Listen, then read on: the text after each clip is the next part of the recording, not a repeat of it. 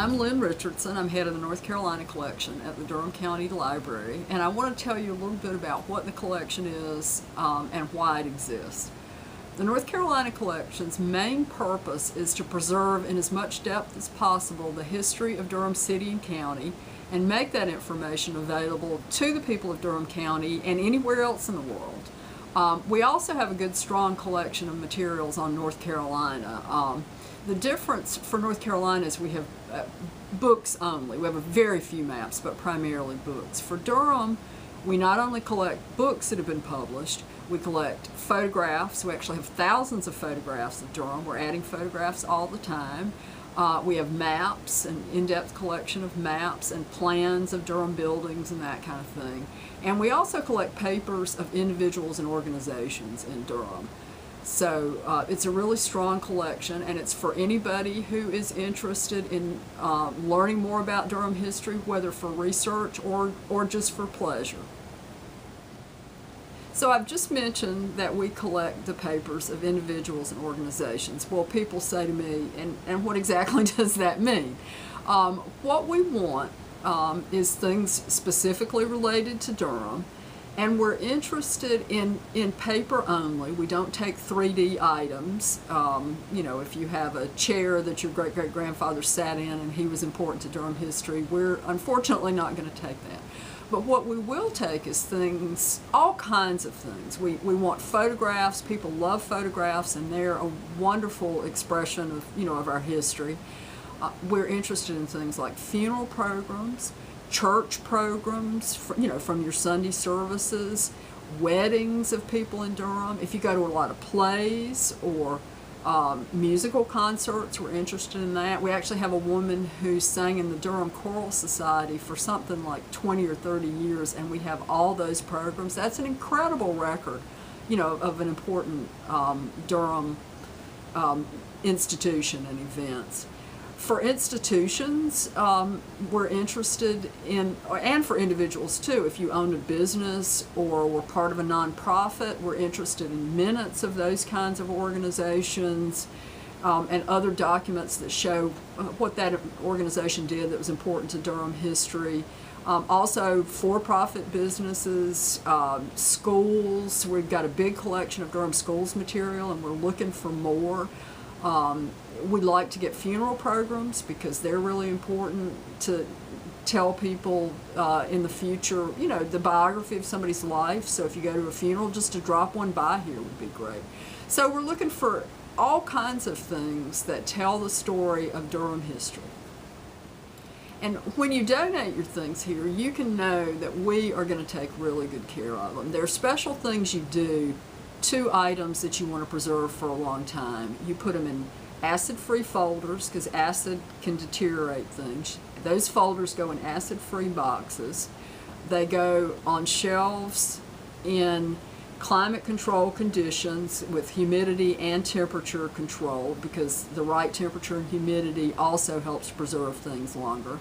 In fact, if you're keeping things at home, don't put them under your bed.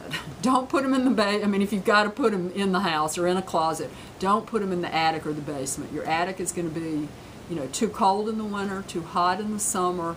Your basement is going to be too humid.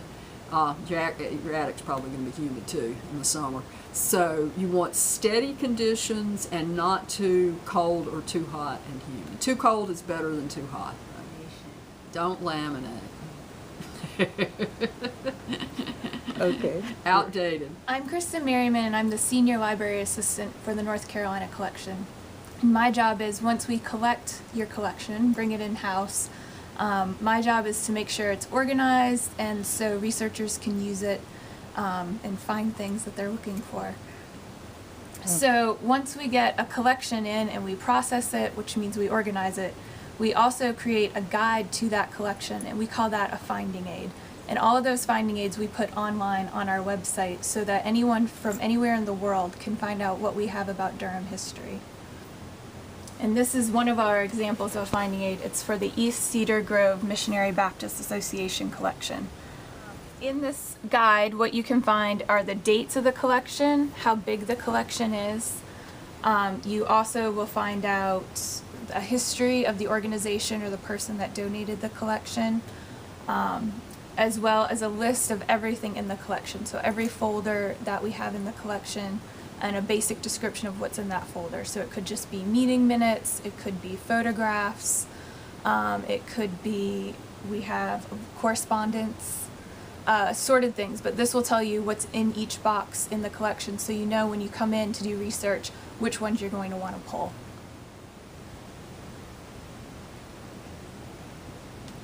So this is an example of a physical collection that we've completed processing. So you can see that all the boxes have labels on them. These are all acid-free boxes, and everything's in order as reflected in the finding aid that we now have online. So when you come in to do research, you would come in, you would pick the box you want, and when you open the box, you can see that everything's nicely in order. It's all labeled with the collection name and the dates for each folder. And so you'd come in, and we always try to keep things in order, so we ask researchers to use a pink sheet of paper to mark where they're at. And so they would pick what they want, and then they would mark their place, and then they could pull out the folder. You'll see in each folder we always have things really nicely and neatly organized. And this is just an example. This is a yearbook of the East Cedar Grove Missionary Baptist Association.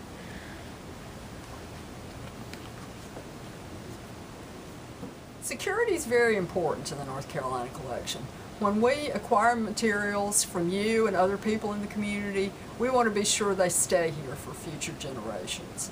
So we have a system, just as other special collections that you might go to at a college or university, or other public library special collection like this one would have for people, rules for people to follow when they come into the North Carolina collection. And Kristen and I are going to role play how that would go if you came to the North Carolina collection to use materials.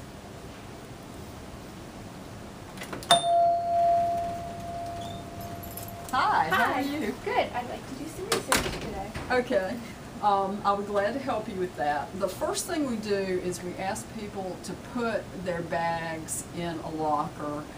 You can have pencil, loose paper, and if you have a computer, you're welcome to keep your computer too, and a camera as well.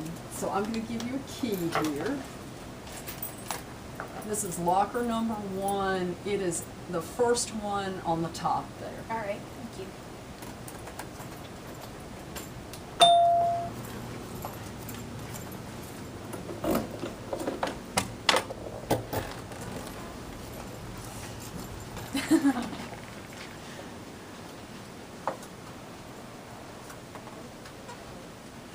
So we're now down in our processing space, so this is where we organize a lot of collections.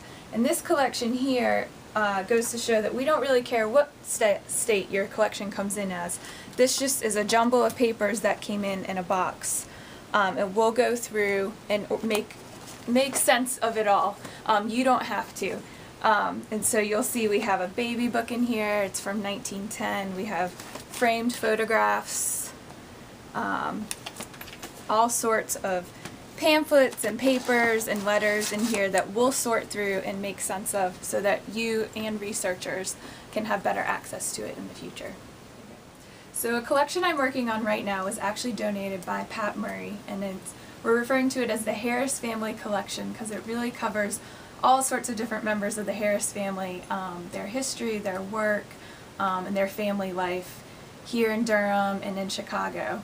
And so what we have here is a collection that's in progress of being processed. And so you'll see I have a lot of stacks of papers here that I've sorted out into different categories. So I have, and then I start organizing them into their folders and giving them labels.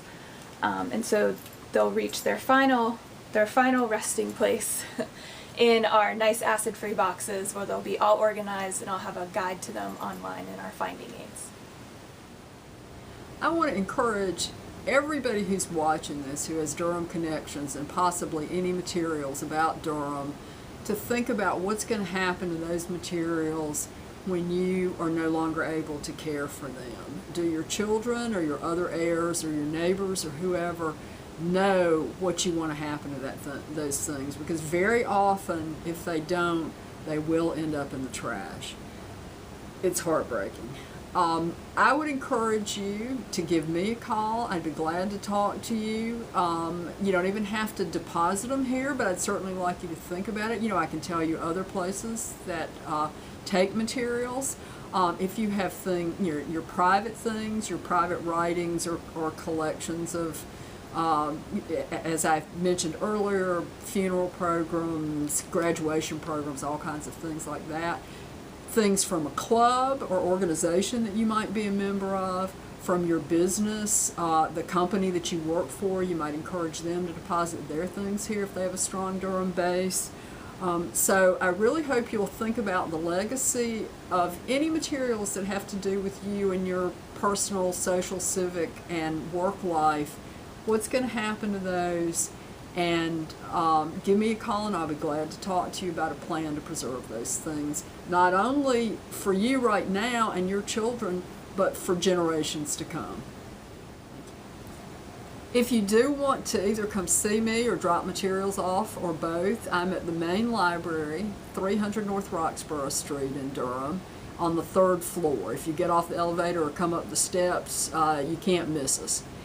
The phone number for the North Carolina collection, the way to reach me, is 919-560-0171, and my email is lrichard@dconc.gov. Again, I'm Lynn Richardson, and I look forward to hearing from you.